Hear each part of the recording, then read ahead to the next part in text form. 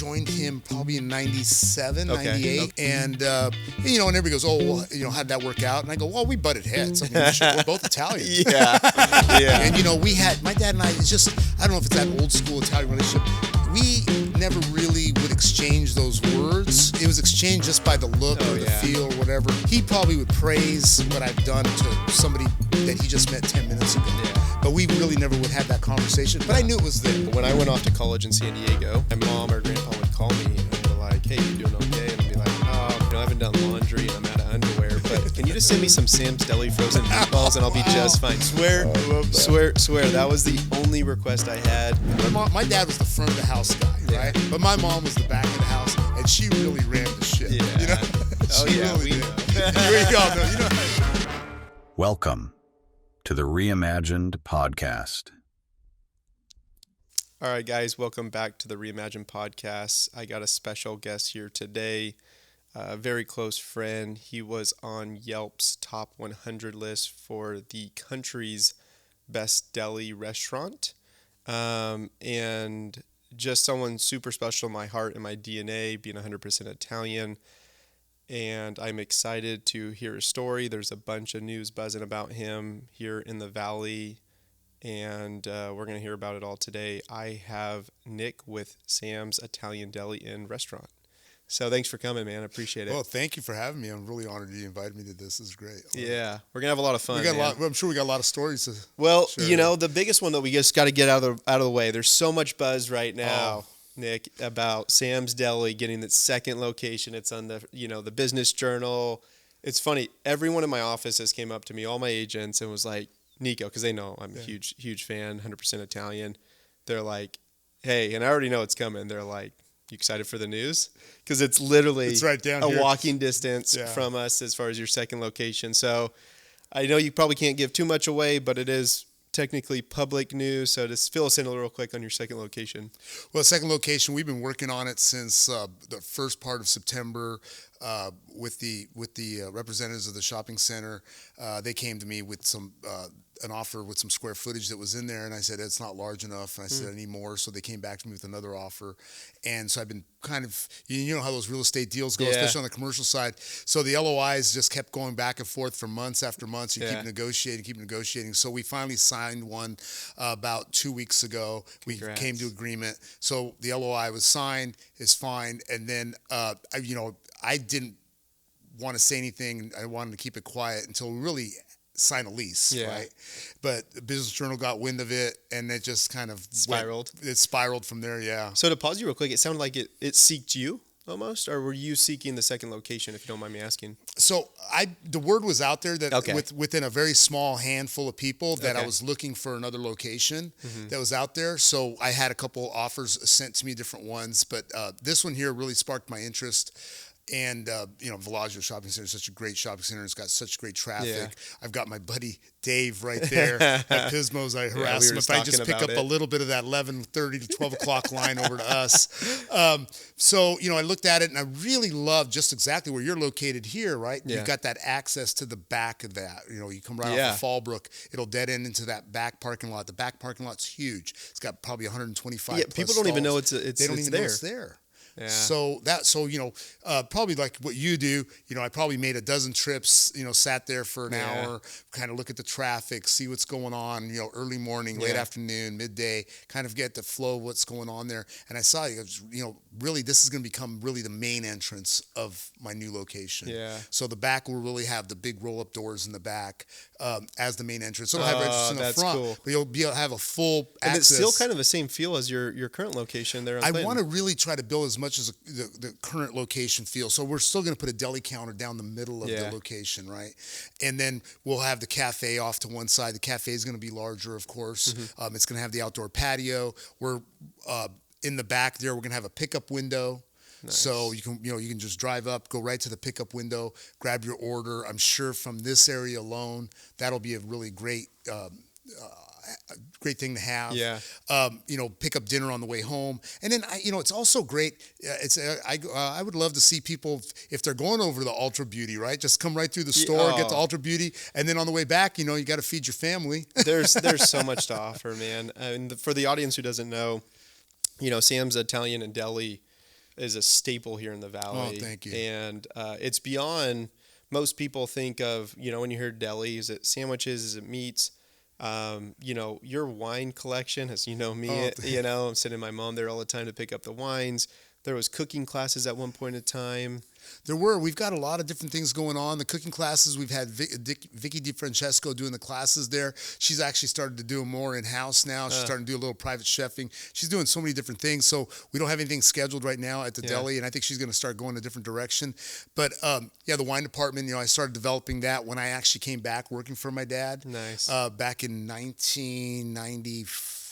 97. So it was 1980. Your dad Sam started it, and then you came in 97. Yeah, so 1980. Going just one step back. So we're originally from Toronto, Canada. My dad had an Italian market there. Okay. He did well with it. He had a couple of different ones, and they did well. But he had a sister that lived in Sanger and farmed there, and we'd come every summer and visit.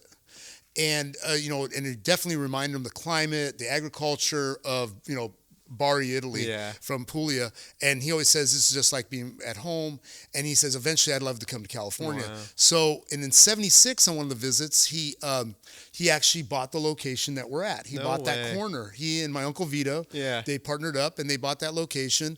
And so they bought it as an investment. So in 79, my dad's lease had come up at the grocery store, and it was one of the worst winters that they had.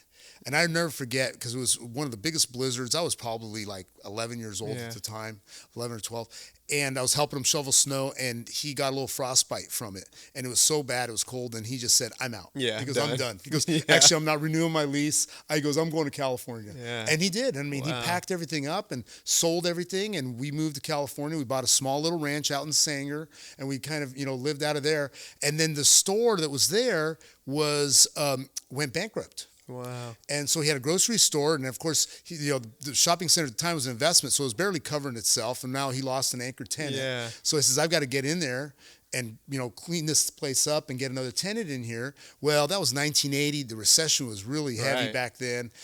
Nothing was going on. So he was there, and back then I think he was telling me he barely grossed like $200 a day. I think his PG&E bill back then was like $2,500 or $2,800. Wow. So the math wasn't working out. So he says, what am I going to do? And then he just started to see that there was definitely a niche for an Italian market. Yeah. I mean, there was Italian delis around. They did a great job, but he wanted to do more than that. Right. And so he started bringing in some specialty items, and then he had some friends down in L.A. We'd go and visit, and he'd visit down the markets down there. He actually became friends with a guy that had Claro's Italian markets down in Los Angeles, in San Gabriel. They had one, and so the guy helped him out too. He says, I can bring stuff in for you. And we would go down there like once a month and load up our van, and bring groceries back, and started putting it into the store. Was it another Italian guy that was helping him out? Yeah, so funny. So it's Claro's Italian Markets. The last name was Clarizio. So he had all his kids, but none of his kids wanted to be in the business, right? So his son-in-law was an attorney, was helping him out, and his son-in-law was telling him, how to run the business. Yeah. He says, well, if you're going to help me out to run the business, you come and run my business. Yeah. So he goes, I will. So he was running, I think he runs 6 stores now. Wow. I still talk to him about every 3 or 4 months. Cool. His guy's name is Bob Lipman. He's Jewish. Yeah. And he runs all these Italian markets and does a phenomenal job of it too. Yeah. So that's how it kind of started, and then he started bringing in some specialty goods. We started making some sandwiches. We had the post office next door. Yeah. He was making sandwiches for the postman at lunch. That's cool. And it just grew from that. And then everything just evolved. And then I went to school, graduated, and then I went to Fresno State, graduated my business degree. I went to go work for Cisco Food Service as a marketing associate, and then I went into management with them. I worked there for 3 years, and I was out on the road all the time, and I just kind of said, this is not really my deal. And but what was great being out there was seeing what was going on, right? Especially in our industry. Mm-hmm. And I go, we should do that. My dad should do that. That's easy. So I would tell my dad all these things. I go, I want to come back, and I think we can change things. I go, we can do some more catering. We need to really get into that. I go, the wine department needs some work. We could do some more specialty grocery. And he was like going, well, we'll see. And then I was doing really well with the company. And he goes, I can't pay you anywhere near what you're making. And at the time, I had just bought my first house off of Maple and Beeheimer. Yeah. And so I said, as long as I can make the mortgage payment, that's all I got to figure out, right? And so I, without him saying okay, I quit.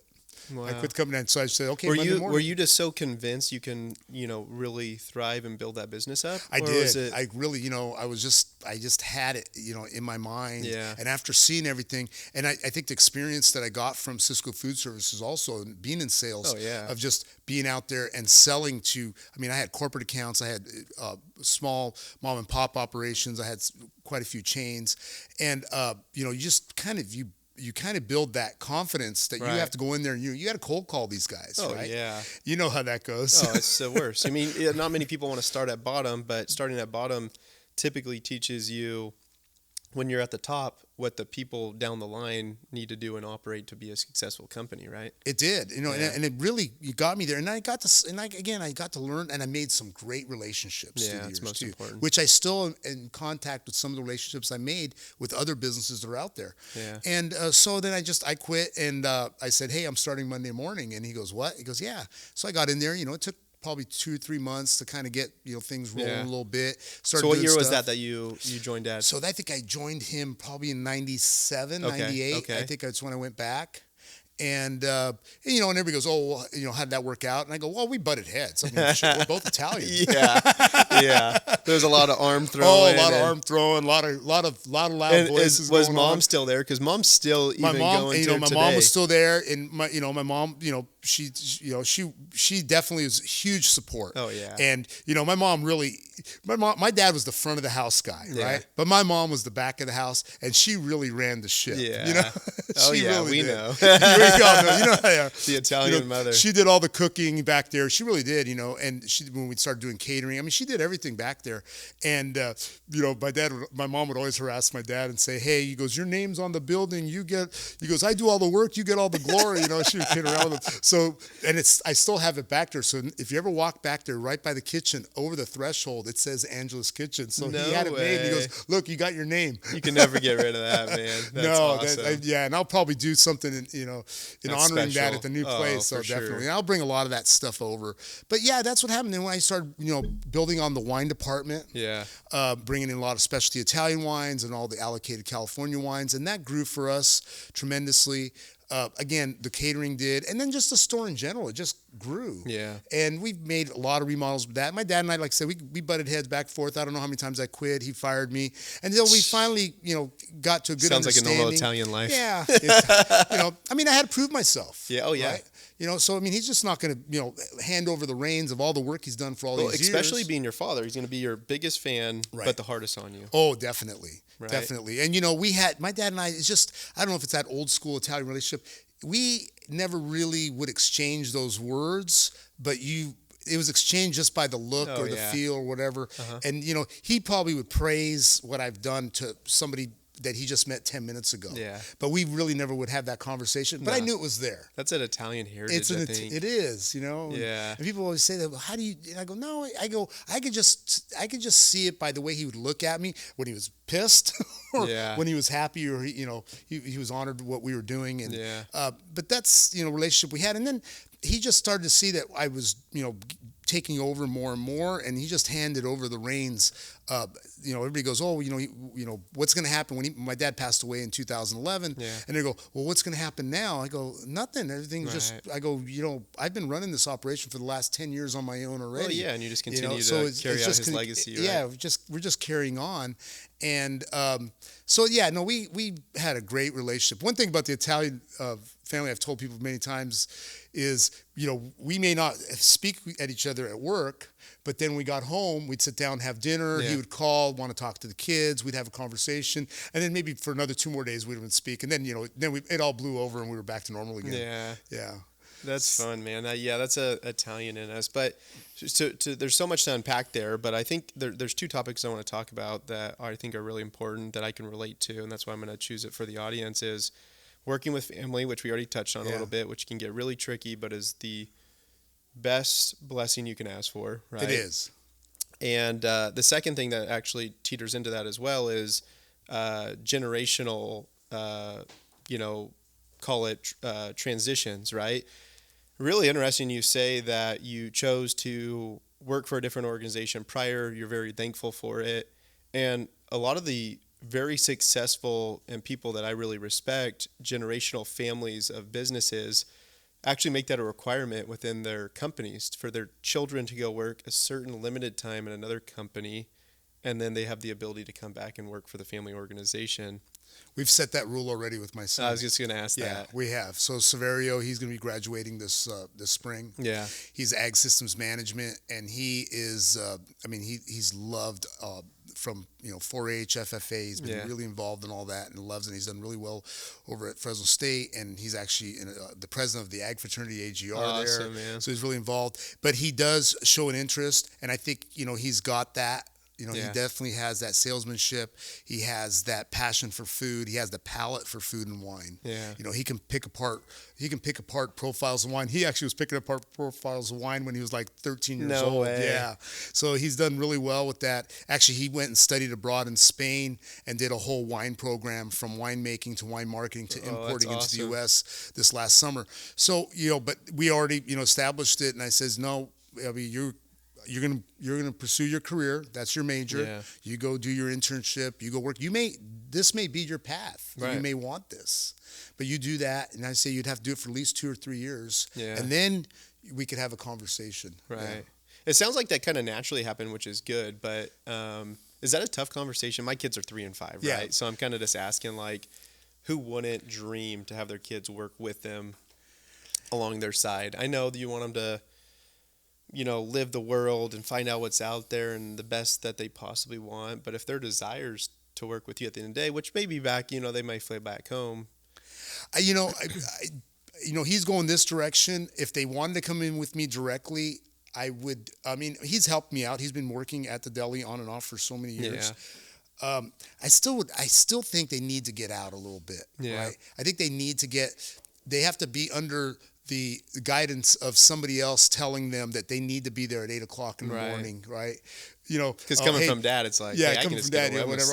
I got this going on today. Oh yeah, hey, my buddies just called me. We're going out of town. No, well, you've got a commitment with someone else. So I think that's important for them to do that. And they've got to work with other people. They'll get fired. Maybe they'll get yelled at. Maybe they'll get recognition. But I think it's good to come from somebody else, and then they'll appreciate it when they come from us. Because all my kids will say, Dad's so hard on us, and I go, oh yeah, go work for somebody else. Then you're going to come back and you say, he really is not that bad. Yeah, they'll figure it out real fast. Real fast, exactly. Yeah. So I don't know. That's where we're at, and and I have 3 children. I have an older daughter. Mm-hmm. She's into graphic design and web development. She's graduating from that, and she could definitely be part of the company with that too. But again, she's gonna work somewhere else. And then my youngest, she's only 16. Yeah. She's a junior, but I see she's probably gonna go into marketing. Oh, very cool. That's kind of her thing. She's a very visual person. Yeah. So I see that's probably her path. And then again, if she wants to come into the business, I think that will work out really well. Yeah, that's awesome. So, we talked about obviously the good times through Sam's Deli. Were there challenges, I guess, you got your internal challenges with Dad that we kind of talked about, normal Italians butting heads. But, just economy-wise, right? When you're scaling a company, you got lots of employees. We know having employees in California is getting more and more interesting. There's recessions. And I've seen a few. Yeah. I've seen, 2 or 2.5. There's a lot of challenges in our business. And I think one of the things I talk about with my staff and my management all the time too, and I think we do a lot of is pivoting, right? You got to be able to pivot really quick. Just because we've done something for 40 years that same way, you just can't follow that. COVID definitely proved it for us, right? Because you walk in there every morning we didn't know which direction we were going, and we would what pivot to comply with, not to comply with. Well, now all the seating is closed. We're limited to how many people can walk into the store. Well, now how do we handle a lunch crowd when you're only allowed 25 people in a store at a time? Yeah. We had so that's more of like a logistical challenge, which I think a lot of people are challenged with. But financially, was it? There's challenges within like pricing of production, maybe transport. Well, through COVID, you probably had the transportation. COVID, we had transportation and supply chain. The supply was really cut back. So we had to make a lot of changes there in what product we had available to us. Mm-hmm. And so we, a lot of our distributors, even in California, we just didn't have the product. So right away, that's again with the relationships and talking to people. It goes, oh, but I'm talking to a guy in Nevada. This guy's actually's got some inventory. Okay, let me call Jim in Nevada. Right. Hey, what can you spare me? Well, I could spare 10 cases of prosciutto, 25 cases of this. This month. All right, I'll take that, and then I'll call somebody else. And maybe you'd come into the deli, and we might have over a month's time 5 different brands of mortadella. But that's what we could get, and we worked with that. And you have to be able to make those switches. You can't just say, well, I'm only going to buy from this specific vendor, and that's my primary vendor, and then you would have lost out. But the financial too is the pricing definitely was another thing, because the food cost had gone so ridiculously high, especially on different items. Proteins. I mean, proteins at some points had almost tripled in price. And then we would look at it, okay, well, maybe it's a month. Okay, we're just going to leave our pricing alone. We'll just take the hit on it. Well, then it went to the second month or third month. Now in the market, they said, oh, this pricing is going to go on for another 6 months. Then you read another report, oh, we're going to start seeing a decline. So then you're trying to balance pricing, trying to balance not it, trying to piss an Italian off. Well, yeah, exactly. It's like all of a sudden, I can't raise the prices 20%. We still want to keep the volume going. Right. So okay, we're going to take a 10% increase right here. Let's wait another 2 months. Maybe we'll have to take another price increase. And that's what we did. And and still to this day, food prices continually rise. We've just keep seeing an inflation in food. Well, and then you got a shelf life too, right? And we have shelf life. We have shelf life, perishability. Right. Yeah, so you can't stock up on a lot of stuff. And then did you learn that through Cisco, or was that kind of self-taught? I did learn a lot of that through. On that part of it, I did learn a lot of Cisco. I learned the supply chain, how it works, and how you. One thing too is it was great with Cisco is learning their computer system, and then we primarily all of my companies we deal with now, we're all on direct order entry, and a lot of the data is there within those. You can see. Was Dad on that before you came in? I'm sorry? Was your dad on that before you came in? No, I was going to say. Back then it was, Jim comes in, I need 2 cases of this, 1 case of that, and, that continued on. But then I went into right away went into the computers, and we put a full integrated POS system in. That took probably 4 or 5 years to finally get that all in and running correctly, and does projections for us in purchasing for us, which helps out. But I can read like when a company has a PO open, right? When that PO is coming in. So I go, okay, they only have 10 cases left, but they've got some more product coming in 10 days, and I can read that. So, and I've taught my staff how to read that too. And so we go, okay, we know they've got more coming in, so we'll buy from company B for another week, and then we'll go back to company A, that kind of thing. Yeah, there's a lot of challenges. I mean, financial for us, we're in California. Yeah. I mean, it's tough. Our utility, very, very tough. Mm-hmm. The requirements with labor, I mean, very tough. I mean, we've had all these increases. We had the minimum wages and continually increase year after year. And now it's still continued growing even during COVID, when should have at least had a pause, but it continued growing. They paused everything else. It paused everything else, but we wouldn't pause it. Now we've got this April fast food, $20 an hour minimum wage. Everybody goes, well, you're not fast food. But I go, but we're also pulling from the same labor pool, right? So how does that change? Expectations? Yeah, so we're going to see how that's going to work out for us in the industry. We definitely don't have anybody that is paid at minimum wage or anywhere near there, because also during COVID, the labor pool was so minimal. Yeah, nobody wanted to work. So that was another thing. All of a sudden, we started getting business in the middle of COVID. We started increasing our business, but we just didn't have the labor to keep up with it. So that was a challenge there. We'll see what this next challenge has with us with labor. But really, I'm telling you, utility, food costs are big factors for us right now. And there's a lot of regulations that just come on. There's legislation. They just signed legislation. No, it's tough. Yeah. All the way from a straw to, we can't provide a fork in a bag now. I don't want to get too much into politics because I can go on, I'll keep it at this. They are making it so hard, and that's why I have so much respect for you and a lot of your close friends that are other restaurant owners, and there's great people. California is making business and business operators pretty much, they're trying to make you not run businesses. Oh, yeah. They're pushing against it. They're doing everything they can to lower your returns and make it more difficult for you. So I really admire any business operator, especially in your field, pushing through, the political system trying to bring you down and make it harder for you to run your job and make the certain returns that you guys deserve. So I think, and I think like yourself too is, you've got the education behind it. You definitely have the drive. You got to have that drive, and you have a great connection. You have a lot of support, and you got to have that. I mean, anybody that just wants to start off a new business on their own, you've got to have that, because if you think you're going to hit that stuff head on just by yourself, it's not going to work. You're going to have a hell of a time. Right. What do you think? Do you think your dad taught you that? Because my grandfather taught me that the most. Is, and that's what look, I got to tell you a funny story. So when I went off to college in San Diego, and my mom or grandpa would call me and they're like, "Hey, you doing okay?" And I'll be like, "Oh, I haven't done laundry and I'm out of underwear, but can you just send me some Sam's Deli frozen meatballs and I'll be just fine." Swear, I love that. Swear. That was the only request I had. My mom can verify it. I lived with my brother. It was like I remember helping your mom out with the bags, and she goes, "They're going down south. I've got a list. What can I've we got buy?" a request." Yeah. So man, it's such a special place, and I don't know. I guess I connect with it so much, maybe because my grandfather's floral shop, and I have one obviously Italian, but the way you and your mom have always served my family, I think, maybe some people are born with it. I was taught it. I don't know if I'm born with it. I can't really reflect. I think you're born with it. I think it's genetic too, because your grandfather, he knew, he was definitely that people person, that service level. Yeah. I mean, above and beyond, where even now at the flower shop, I know with your Aunt Judy, it's like, everybody's got her on speed dial, right? Hey, I need this and that. I know that would happen there too. And I think, she had, I think you got that too, definitely. No, I appreciate that. It's funny you say that because, everyone knows Sam's Deli. And I have cousins that travel into town. Actually, my cousins-in-law, right? My wife's side, because they're from Santa Barbara.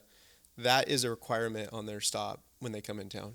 Swear to God. Well, that's great. And what you guys build is so special where, anyone that visits Fresno, they have to visit Sam's Deli, and you earn that. And when I started my career in real estate at the age of 18, you're shooting for success, right? And your kids are in this age now where you're rooting for them and you're trying to educate them and be there for them on their successes of their life. And we were just talking about this before we hit live, but how do you define success? And it's like, okay, is the company profitable? If I die and the company's profitable, my kids take it over, that's the simplicity of success that you kind of start with, right? Which is weird. But I think that you are beyond success. My grandfather was beyond success, and that's what I'm striving to do with our real estate organization, where you're the most reputable in the name in town, meaning respected on all levels. Oh, thank you. Fatherhood, businessman, you name it, right? Business operator.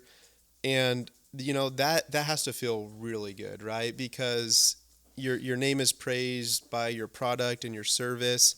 And that's what I thrive for my company and my people that work with us. So. I don't, you don't wake up in the morning and go, okay, I'm all these things, and you don't even think of that, of course, but you wake up in the morning, you've got drive, you want to go do stuff, you want to go out there and work, but you really want to, you want to be out back in the public. You want to be able to provide the service and experience at the deli. My big thing is, I tell my staff, is providing the experience. When you walk in that door, they're here for a reason, and we need to provide an experience. And I think that's what I've been trying to develop over all these years of the experience of Sam's. But like you said, the success and the wealth, I think that comes, with time. And I think you're so far ahead of all of us already at your age, what you succeed at. I love what you do, because I do follow what you've been doing. It's great. But I think that comes with time also, and it's not about the dollar total, right? At the end, because I have so many friends of mine at different levels that are so successful. I call them very successful, but successful in different segments and different things that they do, right? They're really successful with their family or with their company or with the company they work with, right? Yeah. So, or there may be the patriarch of that family, their success that they have with that one family. They're the go-to, right? So those things, I look at that. Yeah, life's all about balance. We talked about that a lot in life, and I work on it daily. I'm sure you do too. Like between us being hunters, trying to be there for our kids that are in college. Mine aren't so much right now. And then just running a business and then being a husband. So tell me this, Theo. This is a very admirable move of your second location. And so you come in with Dad. You grow his company. Dad is so proud of you. Your mom's so proud of you. She's actually neighbors with my mom, so I always get to check in on her. And so now you're doing a pretty cool move, right? Everyone has been, you go to your location, right? And you have this feel of you still grab the ticket. You've created that, right?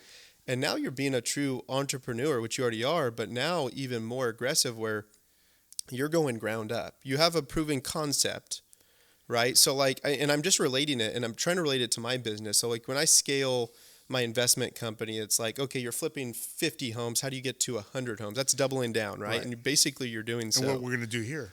Yeah. So now you look at it financially and operationally. You're like, okay, let's put some budgets together, see what ROI looks like, structure leases, what does build out look like? How do we put all the products in and pay for it? And then it's the whole logistics of now I gotta staff it, right? And then I gotta run 2 locations.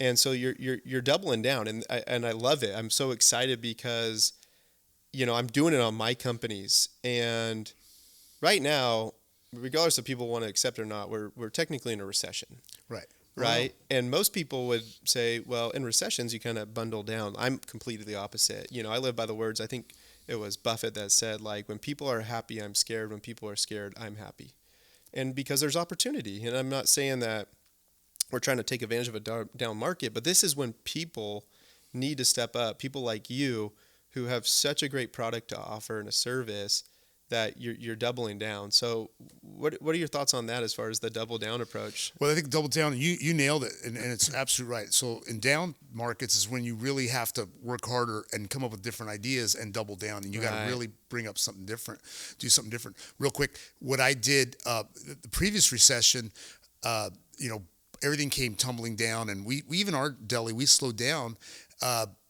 And I'll never forget, the Subway was doing these $5 foot long things, right? Mm-hmm. And that's all they could advertise on TV. And I'll never forget my employees, and we slowed down quite a bit during that time. One of my employees came to me and said, "Hey, we should be offering the same type of promotion as Subway." He goes, "Look, it's on TV. Everybody's talking about it." And I go, "Oh no!" I go, "We're never going down that slippery slope, because that thing, once you go that direction, you have to continue heading down that way." And I go, "There's no end." Yeah. I said, "Actually, this is what we're going to do." I go, "We're going to add another ounce of meat onto the sandwich, and we're going to raise our price another $1." Okay. Yeah. And they're going, "You're going to raise your price?" I go, "This is what we're going to do," on the sandwich thing. And it kicked in, and it really just took us another level, right? And it really actually bounced back. So that's what I'm saying. Like you're saying, you got to kind of double down on these things. Yeah. But on this project, to pause you real quick, that's not even doubling down. That's being very self-aware. And I'll never forget this. What you just explained is what a good friend of mine, and you probably know, Larry Duncan, right? Yeah. A good mentor of mine. He put a bell curve together, and he's like, okay, you got Costco and you got Nike. Right? Once you start pulling away from your product on the bell curve, you decline. So if Costco tries to become as quality as Nike, they're going to drop. Just like if Sam's tries, which is luxury product and standard product, tries to pull to be a Subway, right? You decline. Oh, decline instantly. So you just, that's amazing, we got to change it, and it did, and it worked for us. And that same thing with COVID. When COVID hit, we came crashing down. Catering. We had not made a tray in 3 months. Wow. But right off the bat, I had. The frontline workers at community hospital, they were all over the news. And I said, "Hey, let's send 350 sandwiches down to the frontliners." That's thinking, cool, actually, I didn't really think this far ahead on this one. And I said, let's send 350 sandwiches down to the frontliners of the community. The community's always been a big support of us. Let's support them back.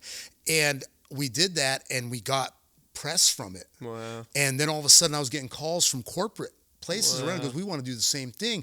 You provide lunch for them tomorrow, and you do that one on Friday. Man. And all of a sudden we were providing lunch for like 1,000 people off prem for quite a few months all through COVID. And then for a year we had and that took us, actually, that's when we needed more staff and we couldn't find more staff. But so we worked that out. So those are things that, you got to make those decisions. Yeah. There's certain business decisions. And then that one was the heart decision, right, man? And that's why I just love and have so much respect for your families. You guys serve from the heart. You can tell it in your products, your store, the feel when you go there. Thank you. But to continue on the whole doubling down. So this second location, what goes through your head? Because, obviously you get told it all the time. I read the articles, that every customer that comes in there, you guys need another location, make it closer to us, blah, blah, blah, blah, blah, right? And I read on there that you came back from a vacation and was like, all right, it's time, right? And the pieces of the puzzle had to align, but, it I'm did. sure. They aligned. I mean, looking at them, they aligned. And then, one thing too, and I tell all business owners that are out there, we all work so hard and we can never find time, but you do need time to get away. You got to get away from it, and you see other things out there and you explore and you'll see other things. And I was gone, actually this summer I was very fortunate. I actually went to Italy twice for 2 different special events, and I hadn't been to Italy in 20 years. So I was gone for a period of time, and thank God I have such great staff, and management there, and they handled it just perfectly well.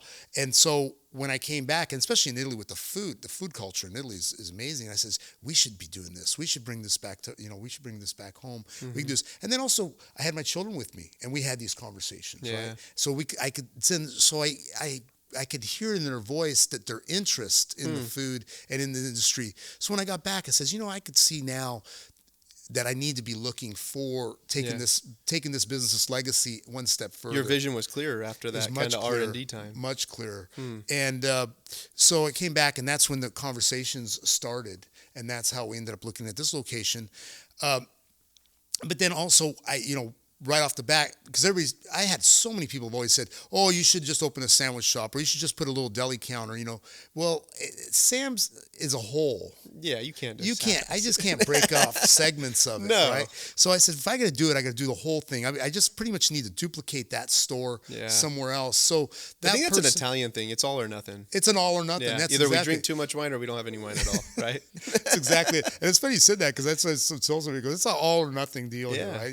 I go, so we're going to bring that all here, and we'll add a few more. I mean, the cafe will be a little larger. Yeah. The store itself will be a little bit larger, but and I definitely want to start making mozzarella at this location, which I can't make it that one because I'm limited in space. I want to do more baking at this location, which we will. What's your current location size? So current location size here is just no, that's 8. But what's your current one? About 7,000. Okay, so you're about 1,000 or 2,000 square feet more. Yeah, but what happens is, so I'm kind of like the Winchester home, right? You go from where the U.S. Post Office used to be in the old pharmacy, and so it's kind of all cut up. Where this is just one big footprint, true. So it's going to gain a lot more space. Much more functional. More functional. Yeah. And the access, the way we're going to have it too, from the front and the back, will be much more accessible, so it'll give us more space. So this one here is going to be 7561. Okay. And then we're also going to be taking the spot above it. It's about 1,100 square feet. Oh, wow. Yeah. So is that going to be more like office space? I'm going to use it all as storage. I'm going to actually try to use my backup storage upstairs. We're going to put an elevator into that. And so that actually just got offered to me last week. Oh, cool, man. So that was just perfect. That makes it that much easier. So I think we can work with the square footage we have here and have everything we have and then add some more to it. But it just kind of, I kind of also work off a gut feeling, right? I'm sure you have those sleepless nights. Oh yeah. Yeah. I don't think I take as much R&D time that I'm going to revisit here in a second with you. But yeah, it's just, you're the creative. You're the one directing the image in your head that has this feeling. And, my grandpa always told me, like, you're the best investment in yourself. Oh yeah. Right? And look, you're going to listen to your trusted peers. That sounds like it was like your family on this vacation and the surroundings you were around. And now you're going to trust your gut and you're going to go for it, right? Yeah, and I've had different things through my lifetime and through family and stuff, or in business, where you just didn't go with something because you just didn't have the right gut feeling, or you wake up in the middle of the night and it just wasn't coming together. backing up, we almost put a building, a Sam's Deli in 2005. See, I was just going to ask that. Have you ever been like, okay, second location, then pulled back? So in 2005, that was it? We did it 2005. Actually, my dad was still alive. We were talking about it because, again, I was involved in the business quite a bit. I mean, all the way in. And we were ready for a second store. My dad had conversations. He goes, I'll stay here. You go work the new store. And it was 2005, and it was actually at Palm Bluff where there's the bakery is at now. There's the cafe bakery. Oh, in the corner? Right there in the corner. Yeah. So it was going to be about 10,000 square feet. It was going to stretch all the way back. And we had sat down, negotiated everything, negotiated all kinds of terms. And I had already started doing plans and drawings on it, and unfortunately then the costs started coming in the construction and the TI, and at the time the person that owned that shopping center wanted to do all the construction and the TI themselves. They wanted to manage it, right? Exactly. Yeah. So that was all of a sudden, that was like, okay, no. Then I started seeing some of the costs coming in, putting the costs together, and I'm going, okay, I know that I can do this better and cheaper, or I can do it. Right. So then I just said, I think this deal's not going to work out for me. Right. And you got that gut feeling. I woke up in the middle of the night, and I got to the store that next morning. My dad was there, and right off the bat, I go, hey, I'm out. And he goes, what? And he goes, I go, I'm out. And he goes, are you sure? And I go, yeah. I go, I just don't have the right feeling for this. And he goes, well, it's your baby. And so whatever you decide, you decide. And he goes, and I'm glad you made that decision. And then the market took a hit, tanked after that, right? Yeah. And back then, I would be paying the same amount of rent as I would be paying now, because that was the height of that market. Yeah, right before the crash. Right before the crash, yeah. Wow. Yeah, it's that's a tough one, man, as far as, because most of our listeners are young, medium, high entrepreneurs, right? And I'm a big advocate of chasing your dreams. Yeah. And I always lean on the side of going for it, especially at a younger age, right? Especially like your kid's age, like go for it. If you fall, get back up and you try again. When you get a little bit older, I get it. It's tougher. My dad tried it and it didn't work out for him, unfortunately. But, you take these risks in life, and there's a cost reward.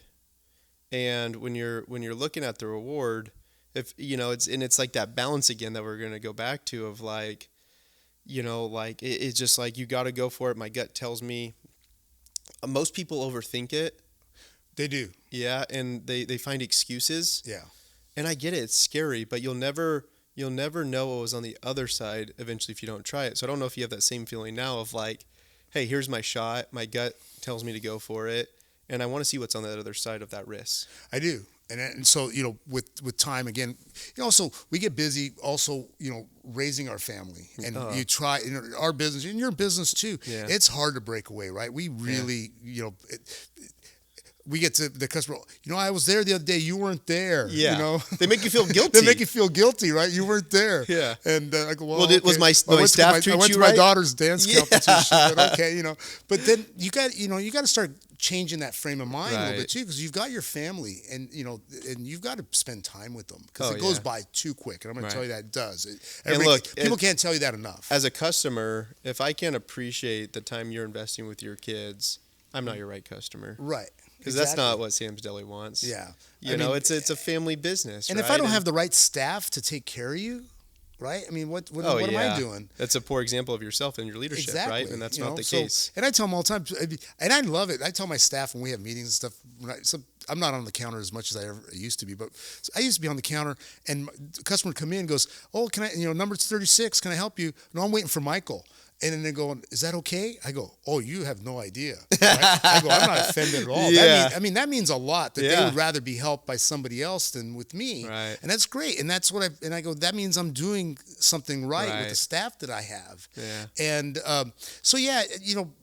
I go back, but you got to spend the time with the family and get away from that. And I think that I took a break during that time because I want to spend a lot of time with family and even get back to traveling because we go through when you're raising your children. Were you feeling burnt out a little bit? I think we went through. You go through periods of burnout. Yeah. You definitely do because the industry's hard. Yeah. Okay.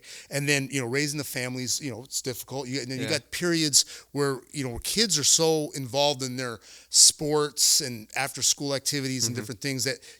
It's hard for you to even take it. If you got a vacation, you can't take it, right? Or your vacations are based around dance. Yeah. Like for us was dance. I think the only vacation we had in 6 years was like going to New York for dance or Las Vegas for dance or LA for dance. Yeah. That's what we did.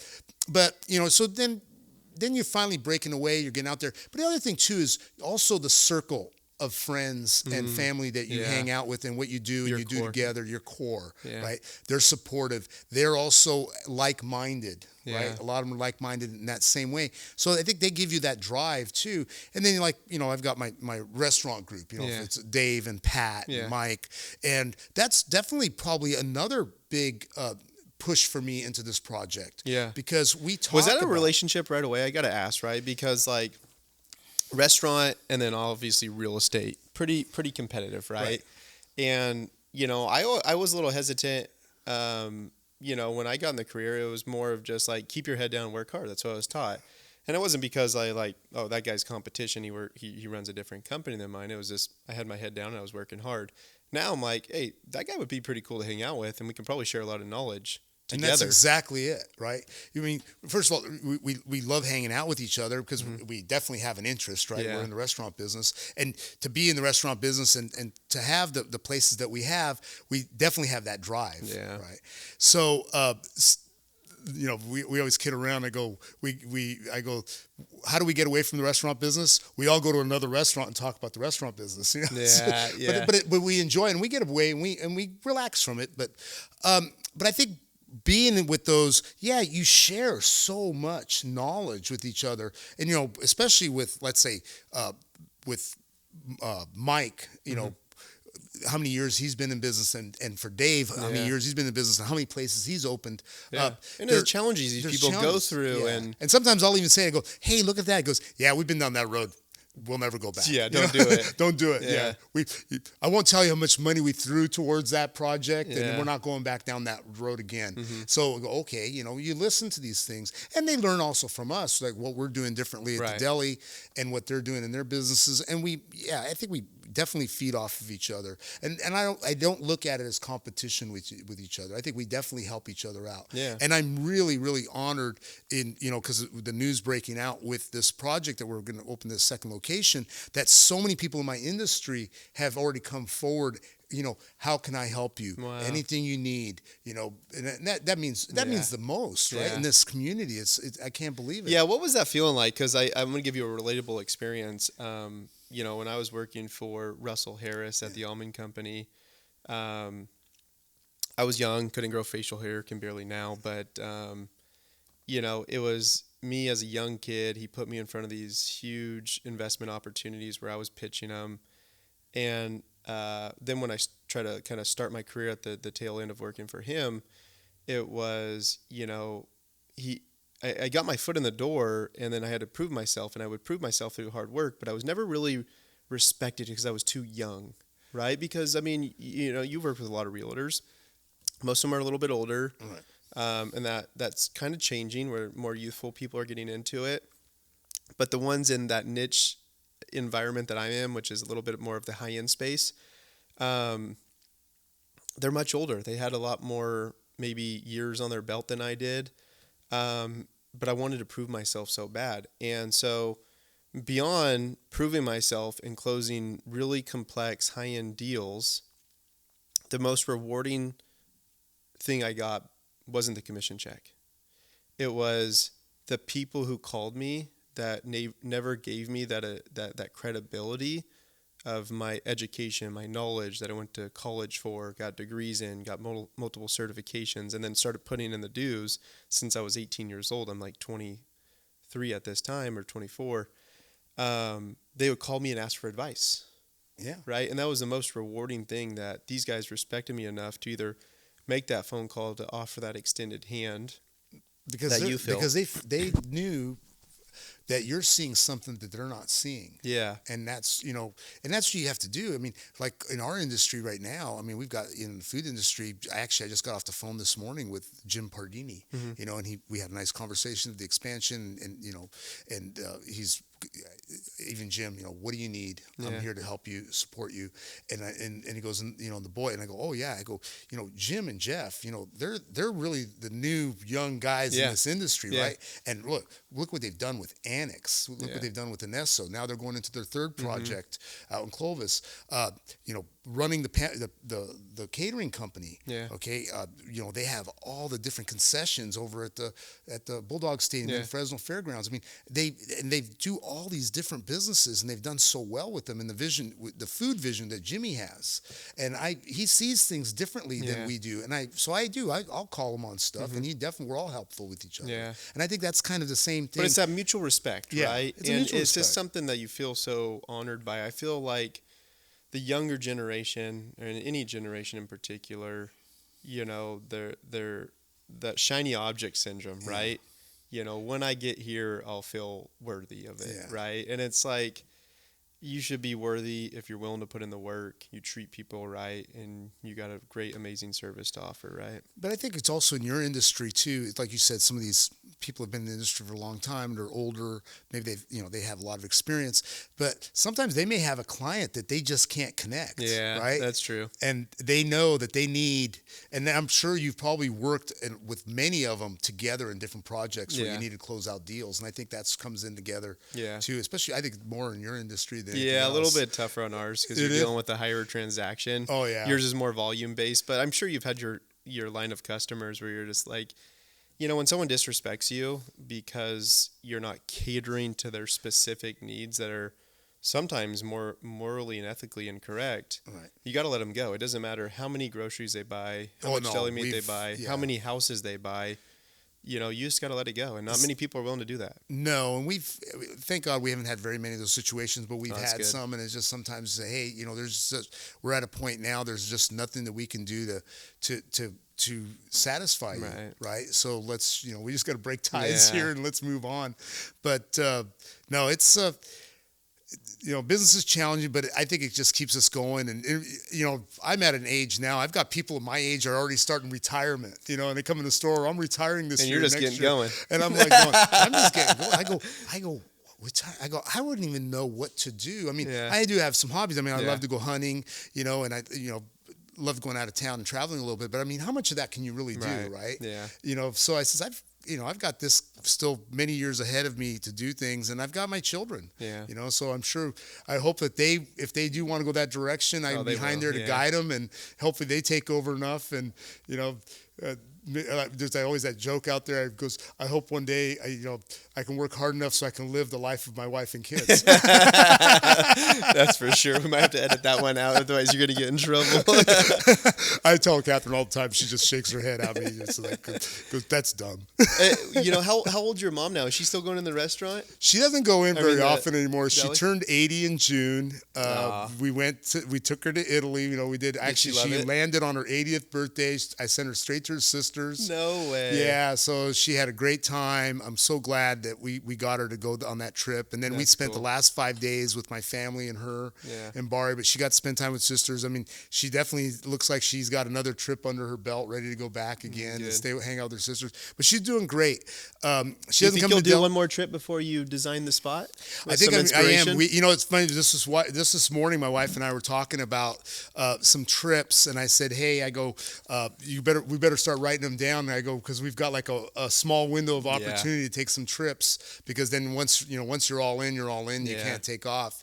So I actually want to go to Italy because I do want to go check out a couple more things before I open this place up. Yeah. But I would like to make a trip, and I would love to take her back again to go see her sisters and do that. But she's good. She doesn't come in very often. She came in Saturday before Super Bowl. She helped out for a few hours, says hi to everybody and stuff. And then, Mom, how you doing? Good. I'm busy. They're I'm busy. Busy doing what? Oh, I got things to do around the house. That's the kind of thing. She's so cute, man. I call her. I always check with her at night. How you doing? Oh, I'm good. I'm washing the dishes. You mean a dish?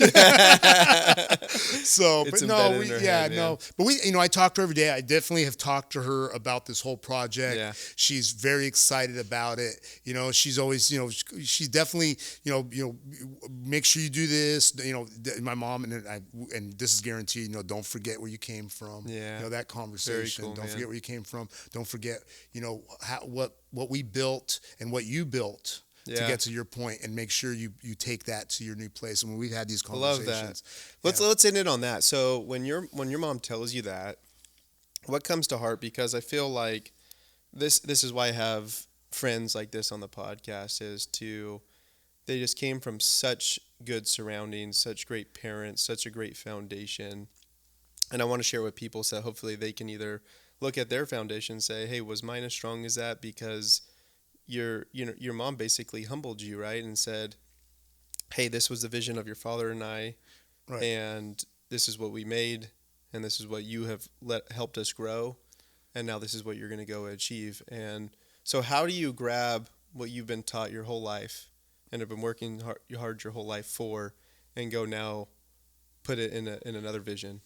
Well, I think what we grabbed, definitely, I have great parents.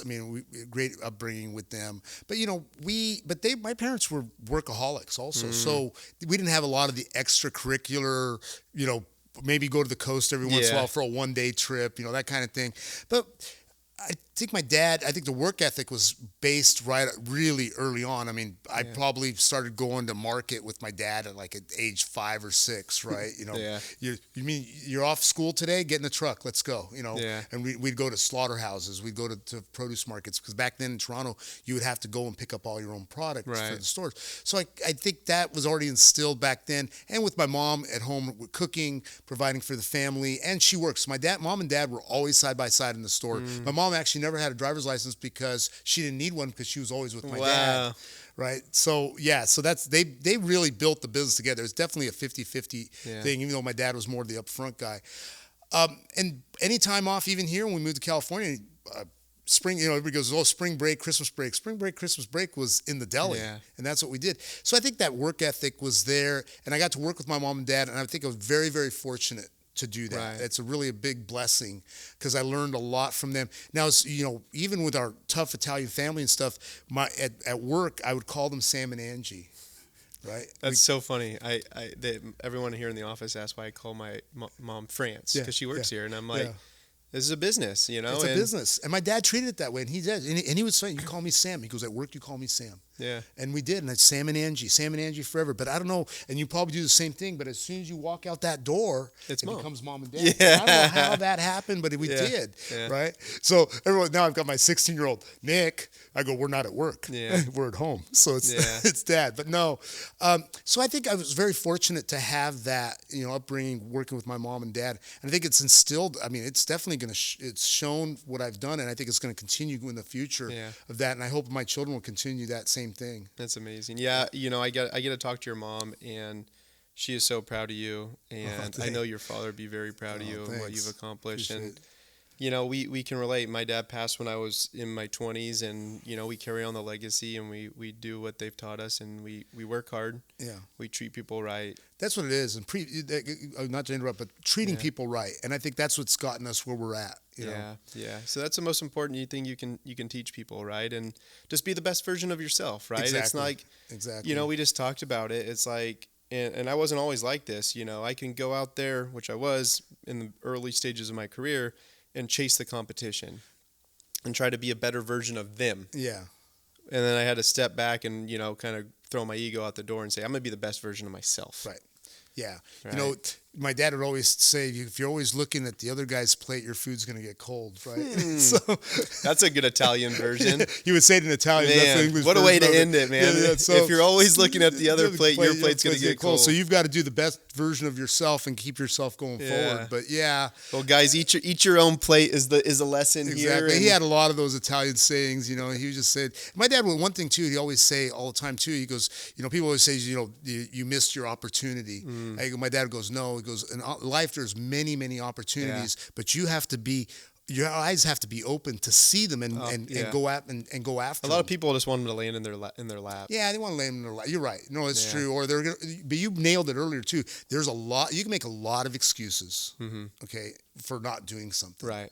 Okay, so and those excuses are your own. Yeah, and they're in their head, and you'll find 100 no's. If you find that one right, that your gut tells you to go for it, because on the other side of that frustration or the concern or the worry or the anxiety is so fulfilling, right? I mean, just like what you lean into, what you've created, and now you get to go do it again, and you're gonna kill it. You won't know how you're gonna get back up and get back, and maybe hopefully you don't fall the second time, right? Or you go a little faster, you're gonna fall. Just clean yourself off, get back up again. Exactly. So, real quick to wrap up. So the new location, I saw 2025. You think that's realistic with the build out and timeline? I'm hoping it's realistic for an October of 2025. We're really trying to shoot for that date. Okay. That is probably the worst time for me in my industry to open, because it's in fourth quarter and we're going into the holidays. Right. So, and probably I think I'll have to make the decision as we get closer to that with staffing and how we're going to make that during that. So a lot to be determined, but a lot to be determined. That's a hope, right? Because we're going to add probably another 60, 65 people to that location than what we have. So I want to make sure we get in there with the right people. Yeah. And it'll be tough during that time, because my key people will have to be down at First and Clinton, because that is our peak season. Yeah, and your mothership there. Yeah. So, man, we're so excited. Our office is going to be your number one customer from walking distance right to your location. And we'll have you on again, hopefully either pre-launch or post-launch. I know you're going to be super busy. I'll be your built-in project manager and peek over there and send you some pictures. But thanks for coming on, man. Hey, contractors aren't there this morning. Yeah. I drive by every morning and be like, hey, you got to get them, going. I've got Dave keeping an eye on me too. How come you're not here already this morning? Dave will he'll whip them in shape. Exactly. So. Well, thanks for coming on. Thank you so much. Nick. I appreciate it. I love it. This is great. Thanks, Thank man. you. Yeah, Thank you so much. That was fun, dude.